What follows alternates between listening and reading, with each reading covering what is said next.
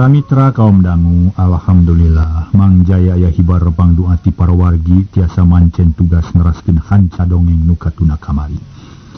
Para mitra kaum dangu atuh ieu acara urang lajengkeun deui ayeuna kamari urang paturai teh dina bagian ka-48. Ayeuna nincak kana bagian ka-48. Nalika urang paturai kamari mat jalil parantos mulih ka jati mulang ka asal.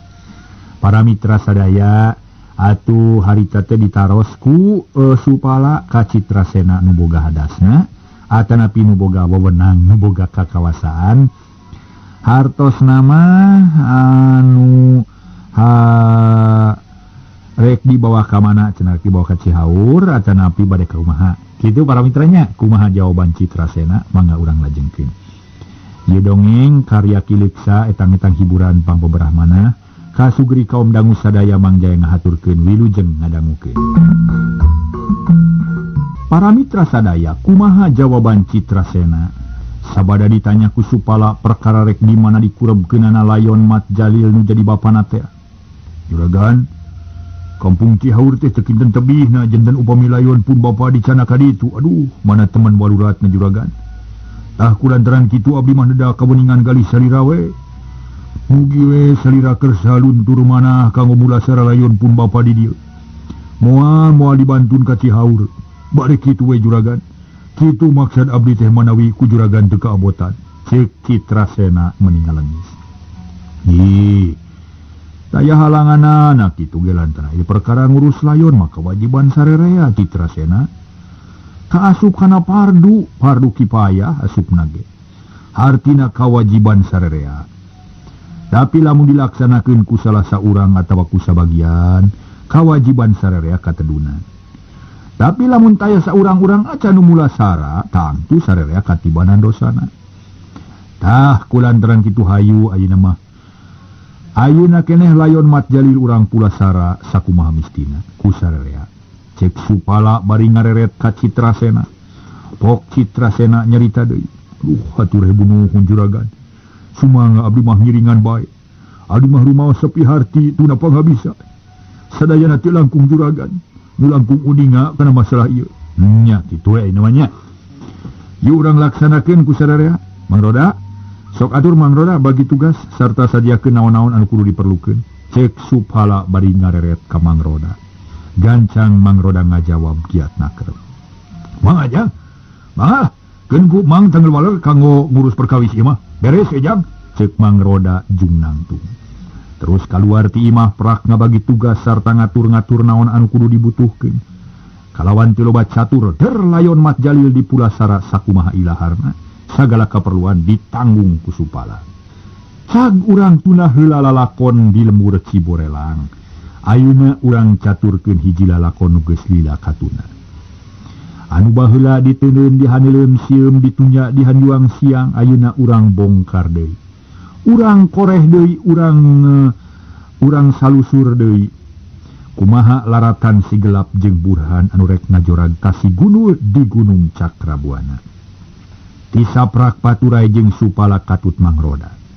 Si gelap kalawan dibarengan ku anakna nu katelah Burhan duanana laleumpang salsena keur mapai-mapai pagunungan anu ngajugjug ka tempatna si Gundul.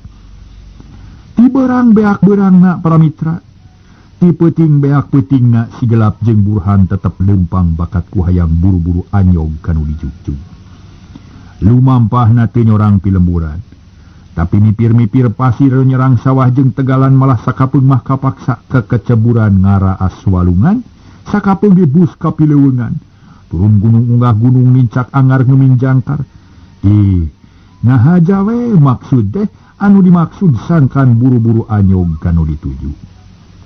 Lantaran lamun nyorang pilemburan mah geus tangtu bakal loba gogoda nu bakal nambahan lilana di perjalanan. Gancangna carita para mitra, waktu anu sababaraha poe lilana teh urang singketkeun bae. Dina hiji poe kirawan cihangeut moyan si gelap jeung Burhan geus nepi ka suku Gunung Cakrabuana. Samemeh neruskeun deui perjalanan reg Burhan nu leumpang ti heula eureun, reg si gelap ge ngarandeg pok Burhan nyarita ka bapana. Bapak, urang geus tepi ka suku Gunung Cakrabuana ieu. Sakedeung deui bakal tepi ka tempat si Jabar Gundul. Tak lantaran kitu, samemeh bapa adu harapan jeung si Gundul, bapa perlu heula istirahat. Sangkan teu beak tanaga di mana perungna tarung. Yuk urang heuleun heula, Pak. Cek si Burhan bari gek diuk dina tunggul nu teu pati luhur. Terus nusapan kesang nu ngucur ngagajarajag dina tarangna. Ari si Gelapok ngajawab, "Oh, bener Ujang. Da memang Bapak ge ngarasa capek ye teh duh. Tapi sok sanajan kitu. Ayeuna mah Bapak teh ngarasa gumira lantaran capek teh aya hasilna. Kahiji geus diparengkeun tepung jeung hideep. Kaduana tempat padumukan si Gunul geus tinggal ngajugjug. Beda deui jeung waktu ka tukang-tukang. Bapa teh ider-ideran ngider-ngider buana. Bari jeung teu pupuh nu dijugjug lantaran teu nyaho kudu ka mana nu dijugjug. Da ngaranna ge neangan atuh. Ceuk paribasana ge lir ibarat neangan kalangkang heulang. Kitu ta Ujang. Cek si Gelap bari gek manehna diuk dina catang. Terus rarat-reret nempuan kaayaan di dinya. Sakapeung nempuan tangkal kai. Sakapeung nempuan batu-batu nu numpuk patumpang tilih. Panglilana mah neuteup jajalaneun nu nanjeur lir taraje. Nya syukur Pak, ari Bapa ngarasa gumira mah. Tapi di sagigireun Bapa nu ngarasa gumira, kuring sabalikna Bapa. Lantaran beunang disebutkeun keur nicak parahu dua abdi teh. Cek Burhan bari neuteup kanu jadi bapana. Barang ngadenge caritaan Burhan rada kageteun lantaran Burhan nyebutkeun bingung. Sedengkeun disangka ku si Gelap mah tangtu Burhan teh kudu ngarasa bunga, sabab geus bisa patepung jeung nu jadi bapa. Sanggeus ngahulang sakeudeung pok si Gelap nanya ka Burhan. Nah make ngarasa bingung Ujang. Naon jadi pikiran ka Ujang teh piraku teu ngarasa bunga. Pan geus tepung jeung bapa lain. Leres Bapa ari perkara eta mah kuring teh kacida ngarasa bungahna. Lantaran saha pijelemaeunana nu teu bungah lamun tepung jeung nu jadi bapa, maka nintas diteangan walasan taun lilana. Tapi sakumaha nu geus disebutkeun tadi, kuring teh nincak parahu dua. Aya saleuheung lamun parahuna maju bareng. Apaan ieu mah papaling Pak, nu hiji ka kaler, nu hiji ka kidul. Da ieu nu ngajalikeun bingung ku kuring teh. Oh, kaharti. Tak kadenge. Tapi naon atuh nu sabenerna teh Ujang? Kieu Bapa. Ku kuring teh heula geus dicaritakeun. Yen ku ayana kuring lunta di tempatna si Gundul teh. Kahiji rek neangan nu jadi bapa. Nu kabeneran geus bisa tepung. Atu kaduana rek maluruh musuh si Gundul nyatana si Gelap teh. Da ayeuna pamaksudan kuring duanana geus kapanggih. Nu jadi bapa geus tepung, atu musuh si Gundul geus kapanggih. Malah rek ngajorag pisan ka tempatna si Gundul. Sedengkeun jalmana mangan hiji nyatana bapa saurang. Jadi nu ngaran si Gelap teh bapa kuring jeung musuhna si Gundul. Nu hartina sarua we jeung musuh kuring. Lantaran kuring ge sumpah rek bela pati kanu jadi guru sanajan nepi ka ajal. Sedangkan anu jadi musuhna si Gundul teh bapa kuring sorangan nu kudu dihormat jeung didama-dama. Sarta geus 12 taun dilana ku kuring diteangan.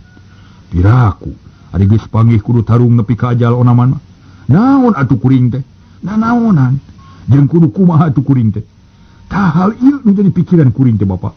Cek Burhan bari neuteup ka bapana. Meuni antem pisan.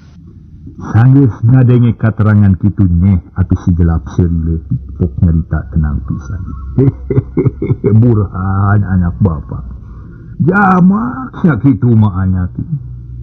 Eta kabeh ku Ujang kudu ditarima kalawan kasabaran. Jeung deui Ujang kudu nyaho, yen hirup teh berjuang Ujang. Hirup teh ripuh, hirup teh bingung, hirup teh sangsara jeung balangsa. Nah, eta kabeh teh kudu dijieun nyeri ku urang. Henteu Ujang teh kudu anyakin. Lantaran nu hirup teh salilana senang mah, lain di dunya tempatna. Kitu deui nu hirup salilana sangsara, lain di dunya tempatna. Tapi engke di akhirat. Kumaha carana sangkan bisa hirup senang salilana? Pikeun jawabanana geus natrat dina ajaran agama nu ku urang diagem atawa dicekel. Lamun ngajalankeun hade tang tubuhna hade. Lamun ngajalankeun goreng tang tubuhna ge oge goreng. Kumaha jeung nu hade? Kumaha nu hade jeung kumaha nu goreng? Eta oge pikeun jawabanana geus aya dina ajaran agama. Ngan anu jelas mah Ujang hirup di dunya teh salilana bakal tepung jeung dua perkara nu salilana papasangan, jojodoan, dua-dua, hade jeung goreng, susah jeung senang, berang jeung peuting, awewe jeung lalaki, jeung sajabana ti eta. Tah kitu anaki. Nu matak teh kudu bingung lamun yang hareupan ka susah, tarima we ku kasabaran. Cek si gelap bari nyerengeh seuri. Leng Burhan ngahuleng. Lantaran caritaan bapana saeutik ye teu mata ka harti ku Burhan mah. Sabab salilana hirup sagulung sagalang jeung jawara gunul, jauh jeung tara tepung jeung ajaran-ajaran keagamaan. Sapopoe teh para mitra nu diulik ngan perkara kagagahan, kadugalan, atuh para mitra sadaya nu matak pantas Burhan meninggal hulang dicaritaan kitu ku bapana, ngan untung si gelap surti kana naon-naon nu jadi nu aya dina dadana Burhan. Jadi teu mata kaget pikeun si gelap mah, nempo Burhan ngahuleng teh malah pok nanya bari seuri. Kunaon kalaka ngahuyang Ujang? Bingung Ujang teh? Bener Bapak, kuring teh keur bingung ye. Tapi ku Bapak kalaka dibere katerangan namahan bingung ka kuring ye. Naon atuh piharitieunan teh Bapak? Kuring mah rumah sapoekeun kana perkara eta teh. Terangkeun sajelas napa ngadah gancang ka harti ku kuring? Cek Burhan nyarita semu ngalengis. Gancang ku si gelap dijawab. Ngahug atuh Ujang.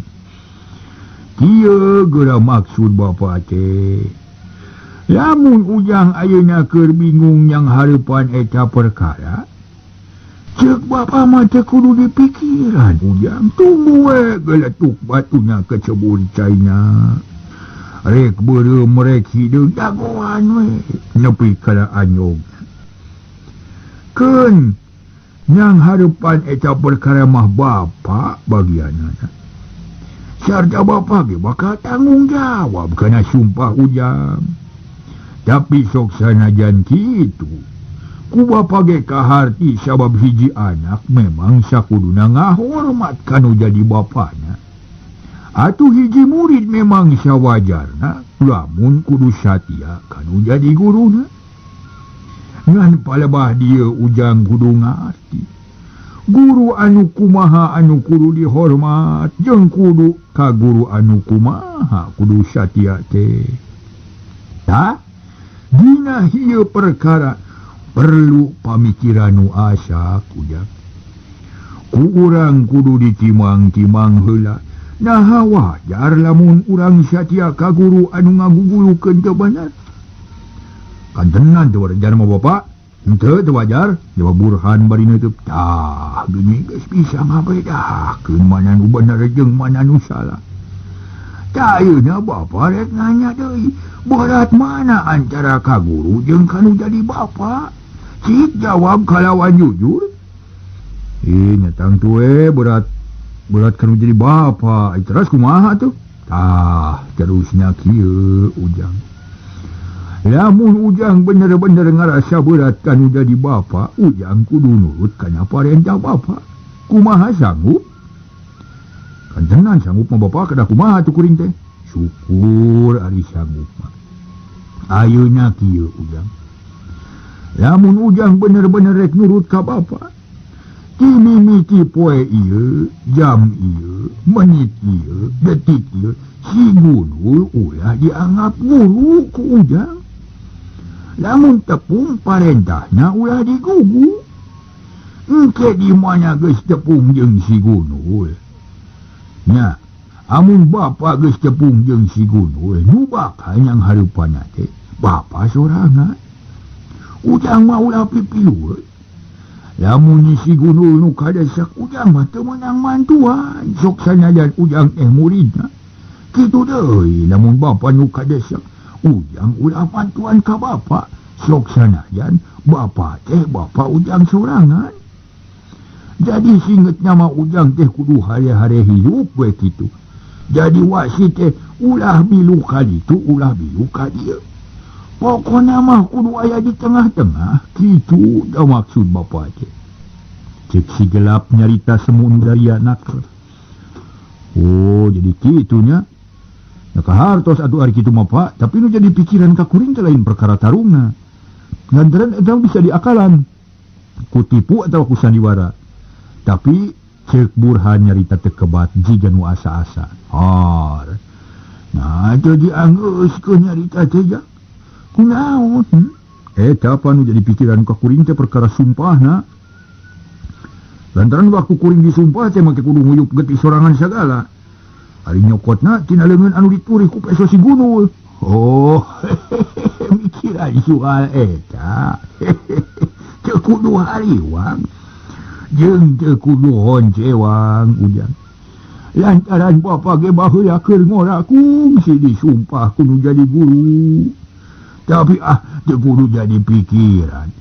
Lantaran apa ujang teh geus ngalaksanakeun sumpah waktu tepung jeung supala teh. Ujang kungsi tarung jeung bapa. Harita ujang teh tarung anggeus-angeusan demi ngabela nu jadi guru Pak.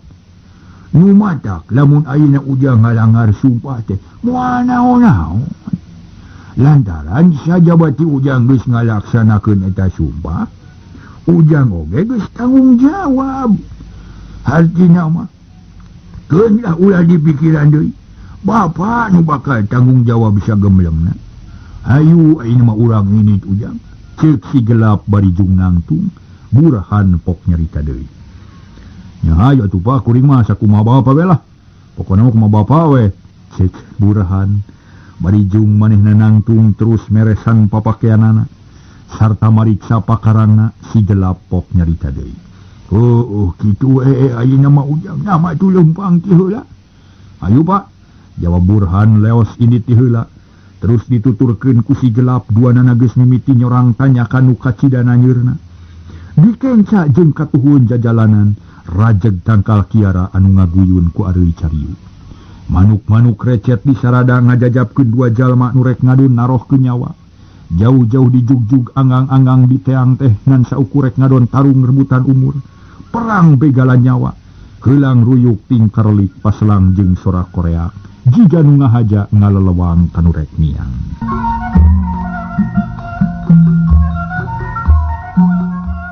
Kocapkeun para mitra sadaya dina waktu anu sarua harita teh. Dina wanci kitu sasatuan riab nareangan hakaneun, manuk-manuk pating araclog dina dahan-dahan kai. Atunya kitu keneh bari nareangan hileud. Uncal mencek ajag bagong jeung sajabana pating kurumui dinu bala. Sarua keur nareangan hakaneun. Kitu deui si Gunul harita keur kukurubutan di kebon eurih, bari ngintip-ngintip mencek. Dina leungeun katuhu mawa peso leutik papakean basajan pisan, kaluhur make kaos kutung. Calana make kolor anu tungtungna geus rawing, buuk geus jabrig dibengker ku kulit orai nu meunang ngagaringkeun. Kalakuan teu beda jeung Tarsan, katayap-katayap si Gunul leumpang lalaunan bari dongko. Ari nu diintipna hiji mencek nu keur nyatuan jukut, teu lilareg si Gunul ngaraneg, terus melong kana mencek pok ngomong sajeroning hatena. Lintuh ya mencek teh ye. Tapi naha sorangan wae nya. Biasana masuk ngabubuhan aya limana ye. Waduh, kabeneran ye waduh. Ieu nama mencek anu nyasab ye. Dangtu di alana babari ye. Peknya Tuhan heula sing seueus ya. Sakedeung ge bakal dipodaran sakuai.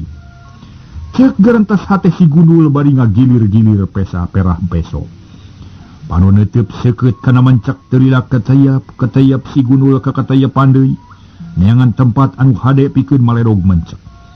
Ngaraneg di hiji tempat nu perah nu pernah nagigireun mencek. Si Gunul boga niat hayang nyekip ti korona. Sanggeus katimbang hade waktuna jung si Gunul ngangkat leungeunna kaluhureun sirah. Terus dilelempeng kana ti koro mencek. Peso geus siap ngan karinga bae maledogkeun wungkul. Tapi teu kanyahoan ti tadina beretak ti lebak aya mencek sejen nu lumpat kalebah dinya pisan. Kajeleng beretak mencak nu keur diincar ku si Gunul ge lumpat. Nempo kayan kitu pudig di si Gunul nafsu. Pok ngomong sorangan bari jegejet. Waduh, sia. Ramciadol setan. Ayah buat dia tidak ulat dulu. Sekali nak kuk maka kabur. Awas sia. Segagah-gagah nak satu di udang sia kuai. Cek si Gunul bari dereg-deg lumpat satakar kebak. Mudag mangsa, jelang-jelang si Gunul ngaluncatan rungkun manyah, anu paslang jeung eurih. Gorobas kukurubutan di nubala. Dang daun anu kagalei ngadak-ngadak goyang sora seah jika ketebak angin barat. Dina waktu ngan sakilat pisan mencek geus kasusul ku si Gunul. Jaul mencek lumpat, luluncatan lepas naker. Lumpat namilihan tempat nu rada caang, uguh beuki babari pikeun si Gunul mah, lantaran mencek mah teu bisa laluasa lumpat di nubala. Jiga geus kitu kuduna, sabuat si Gunul keur ngudag-gudag mencek peceng hungeu ti lebak aya jelema nu datang, horeng teh si Gelap jeung Burhan. Kajeleng mencek lepas pisan drug-drug brak nepak hareupeun Burhan nu leumpang ti heula. Reg Burhan ngaraneg pok nyarita ka bapana. Bapak, nah aya mencek ngahalangan jalannya, kunaon ieu teh? Cing kudu kumaha ieu Pak? Ceuk Burhan bari ngareret ka bapana. Ulah kaget ujang. Satu oge boga rasa perasaan. Manehna teh geus bisa maca eusi hate manusia. Mana nurek binasa jeung mana nurek bebela. Eta mencek teh menta ditulungan ku urang teh.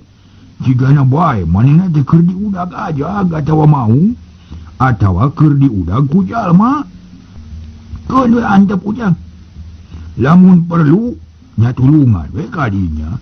Jawab si Gelap bari neuteup kana mencek nu keur depa hareupeun Burhan. Oh nya bapana. Kuring inget ayeuna mah tang tu ieu moncek teh keur aya dina bahaya. Tang tu nage si Gunul keur moro ieu lantaran pagawean ngan saukur mudag-mudag sato leuweung Bapak. Oh, bisa jadi kitu ge ujang. Cih, kurang tungguan sakedeung. Naon bakal datang ka urang teh? Nyaha sato atawa manusia ieu teh? Cek si Gelap bari culang cileung ka sakuriling bungting. Samemeh Burhan nyarita deui gorobas di belah tonggoh aya nu ngagorobas. Teu curelat cilang-cilang aya nu luluncatan. Horeng si Gunul geus anyog ka lebah dinya. Sarog ka hareupeun Burhan jeung si Gelap. Barang lol kebeg si Gunul ngagebeg satakar kebeg. Lantaran teu disangka bakal papanggih jeung dua jalma. Sedengkeun hareupanana aya mencek keur depa jiga nu menta perlindungan. Sakedapan mah si Gunul colohok bae. Panon molotot teu ngiceup-ngiceup, merong ka Burhan jeung ta si Gelap. Ari nu diperongna teu lemek teu nyarek, ngajaranteng bari nangtung, nunggu-nunggu naon nu bakal kajadian. Sanggeus rada lila si Gunul sadaret kana kaayaan, cakakak siri anu kacida bungahna, pok nyarita ka si Burhan. Burhan, syukur maneh geus datang deui euy. Tapi dewek ngerasa heran. Nah, mawatawan jika ngicilik itu, ha? Kunaon tadi borogod, ha? Murid dewek mah jago atuh dah. Hebat, euy. Cek si Gunul bari maju salengta. Kumaneh nama si Gelap teh disangka tawanan Burhan. Ari Burhan ngadenge caritaan si Gunul kitu teu ngajawab. Kalah red ka bapana jiga nu ngenta dipangjawabkeun. Ngan untung si Gelap surti. Pok si Gelap nyarita ka si Gunul. Oh, bagea Gunul. Syukur angannya ingat keneh ka kula. Tapi anjeun mah kurang waspada. Kula teh sanya nambah lain tawanan murid anjeun. Tapi sabaliknya murid anjeun teh tawanan kula. Cek si Gelap bari ngaclog ka hareup kira-kira 2 meter. Teu biseun ngalengkah manehna bada sukunangan hiji. Bareng jeung ngaclogna si Gelap jung sakadang mencek nangtung. Koloyong lempang lalaunan katukangan Burhan jigana teh ngarti pisan. Sigana para mitra tadi mencek teh geus leuleus pisan. Jadi udag-udag teh geus ripuh sigana bae para mitra. Bakat ku jauh teh nglumpat leuleus sato ge da leuleus atuh. Nguduk-ruk pisan pas hareupeun Burhan gitu. Lain lain ngarti-ngarti teuing. Jigana wae kitu para mitra. Nangga urang lajengkeun. Ari Burhan salila Ari ku Burhan sakadang mencek teh diantep wae ditanya henteu diganggu henteu. Teu lilapok si Gunul nyarita bari molotot lantaran kaget. Hah? Dedengean murid aing jadi tawanan anjeun? iraha darung nalukan murid aing ha? Cek si Gunul bari kekerot nahan amarah. Dina beungeut na kaciri aya parobahan batin nu kacida jauhna. Nu tadi jiga bunga pisan ayeuna mah jiga nu keheul. Kulit beungeut geuneuk, mata beureum, budi baketut haseup, halis kerung dibarengan ku kulit tarang nu ngariut. Barang ditanya kitu cakakak si Gelap. Seuri sarta pok nyarita bangun gembira. Ya, make jeung kaget Gunul. Perkara waktuna tarung mah anjeun mah teu kudu nyaho. Kapan geus puguh murid anjeun teh dihaja diutus ku anjeun. Sangkan maluruh awak kula. Pikeun ditewak sarta disetorkeun ka anjeun. Tak ayeuna kula geus datang ka anjeun teh. Rek dikumahakeun awak kula teh. Cek si Gelap bari nyerengeh seuri.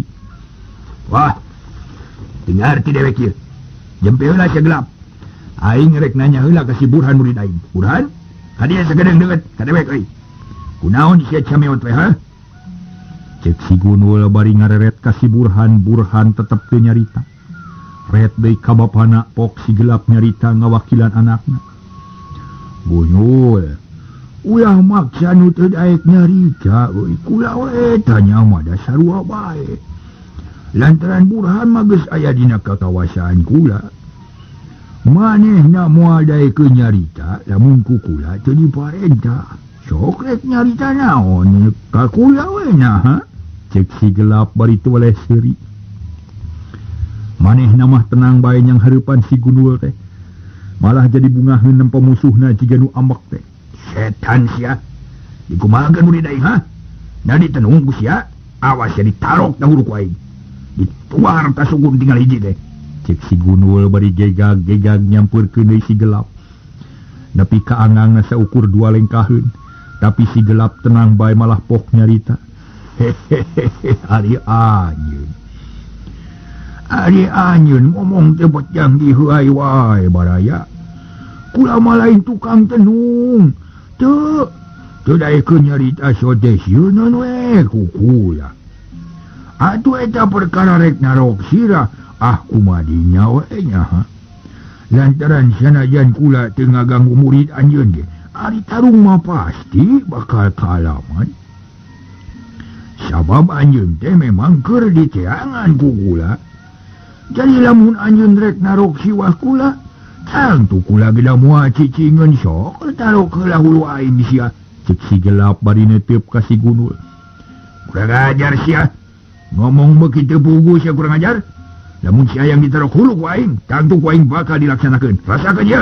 Cek si Gunul bari strong masang kuda-kuda. Siuk belesat peso balati nu tita tadi dicekal teh dibaledogkeun ka si Gelap. Peso nu lumpat tarik liwat saking, lamun ku jalma nu lain ahli main pok mah, tangtu peso moal bisa katempo. Tapi pikeun si Gelap mah teu matak bingung. Peso nu nyiriwik ngancam ti koroto meningan sa, kilat ditewak ku leungeunna. Siut-siut peso katewak kalawan teu loba micin waktu. Peso nu kakara katewak teh sakilat dipulangkeun ku ka si Gunul. Seak siut gurilap seseugeut ngagurilap katojo ku cahaya panon poe. Nempo pesona balik deui si Gunul mening ngaranjung. Manehna teu aya waktu pikeun newak eta peso lantaran tarikna ningan kilat. Jeleng si Gunul luncat ka gigir. Siut los belesat peso milepas ka tukangeun si Gunul. Terus ngubus kena rumpun manjah nu budi. Nempo kelakuan si Gunul kitu cakakak si Gelap seuri semu nikmat, pok nyarita bari neuteup ka si Gunul. Mana kagagahan anjeun teh sia Gunul? Ari ngomong we moni harus. Tapi kakara manggih peso saese geus luncat. Sok geura tarajang ge kula yeuh, piraku tarung jago kakaradak geus ngaluarkeun si sing ela atuh ku barudak bari naoge kawas lai sekolot pe si lain teh euy. Cek si Gelap bari nyerenge. Wah, untung waka agul sia. Kagak bisa besok nembak peso saese singala sa agul lap. Ada tangan sia ka dieu. Ku aing geus kajudi deuleu. Pasti sia rek males pati ka aing. Montong cumago sia Gelap. Paling-paling suku sia nu tinggal hiji ditaro ku aing bakal dibeakeun ayeuna. Kokot tinggal sasiki bakal dirumuntulkeun. Malah lamun perlu beheung sia tangtu bakal ditek-tek ku aing. Hahaha. Gunul. Ulah boga rasa agul euy. Ulah bakal boga rasa bakal unggul. Lantaran kula ge nyaho pangna si rahasia nyepi ka gunul teh alatan loba teuing mikir. Pikeun ngulik pangarti geusan ngalawan ka kula.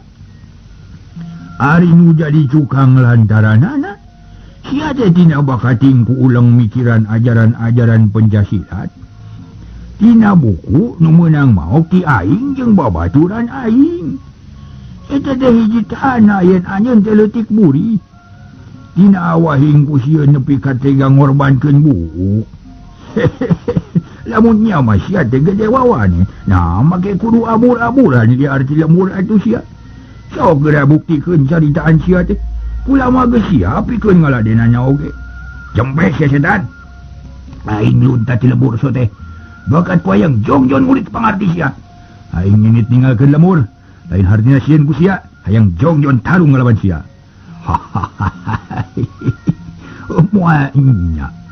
Muanya hayang jongjon tarung kalaka kabur atuh sia. Ya muanya ri bener-bener wani make ngandalkeun burahan pikeun ngalawan ka aing. Ulah pura-pura sia Gunul.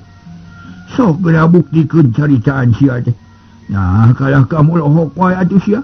Cek si Gelap bari seuri semungahina. Setan sia. Bangkawara sia.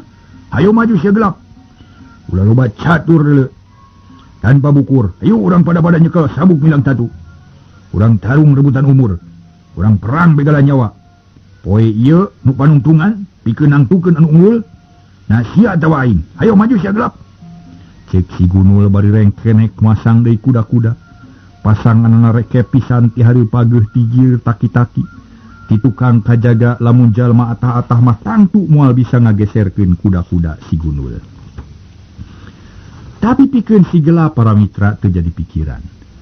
Nempo pasangan si Gunul kalah kapok nyarita salsenaker. Hehehe Gunul. Pasangan anjeun teh hade pisan tadi. Tapi wayahna dahan heula ieu. Lantaran kula mah moal ka ngamimitian tarung. Kula rek nanyakeun hiji perkara ka anjeun teh. Rek dijawab atawa moal.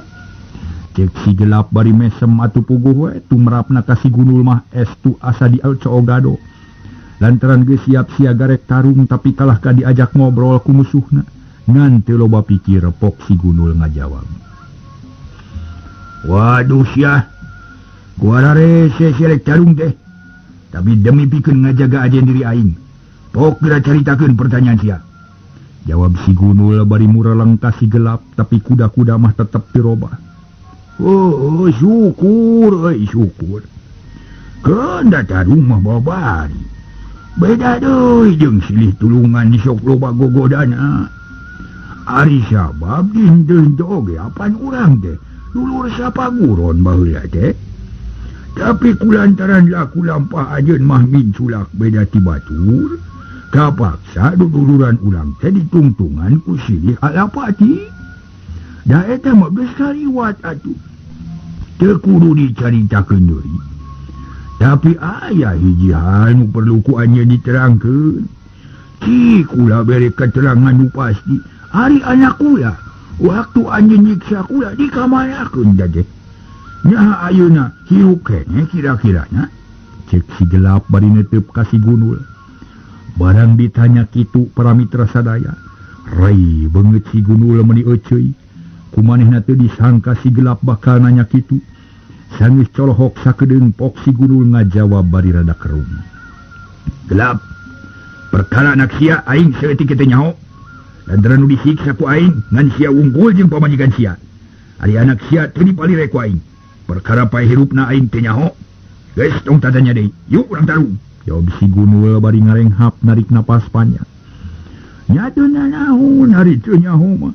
Kula ge moal maksa Gunul. Ngan dina hal ieu kula rek mere nyaho heula ka anjeun.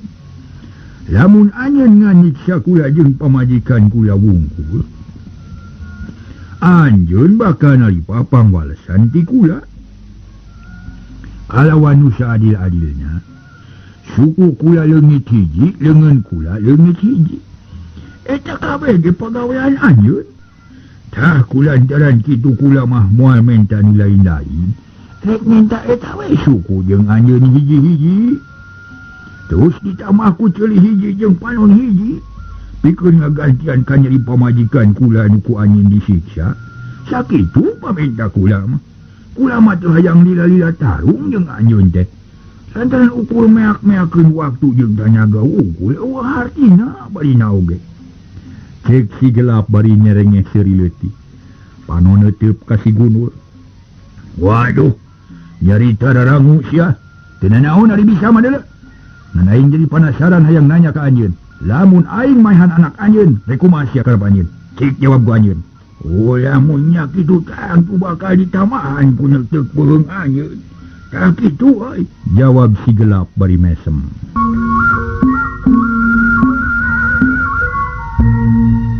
Ngadenge caritaan si gelap kitu para mitra, si Gunul tuluy nyarita deui. Waduh, untung aing teu maehan anak anjeun. Lamun kitu carana sok ngabuktikeun carita anjeun. Da bisa selain ngalan suku leungeun jeung leungeun aing. Lamun sia aing bisa ngalan suku jeung leungeun aing. Aing moal hayang hirup. Rek maehan maneh sanggana aing bebas tina kanyeri jeung kabeuri. Syukur euy. Hayu urang buktikeun. Ngan perkara rek maehan maneh. Eta mah urusan anjeun sorangan, kula mah moal ngilu campur kana urusan pribadi anjeun. Hayu wae mah urang tahu. Tapi wayahna kula moal bisa lila-lila ngaladenan anjeun teh. Cek si gelap bari seret-seret ngumpulkeun tanaga. Manehna taki-taki pikeun ngalawanan serangan ti si Gunul.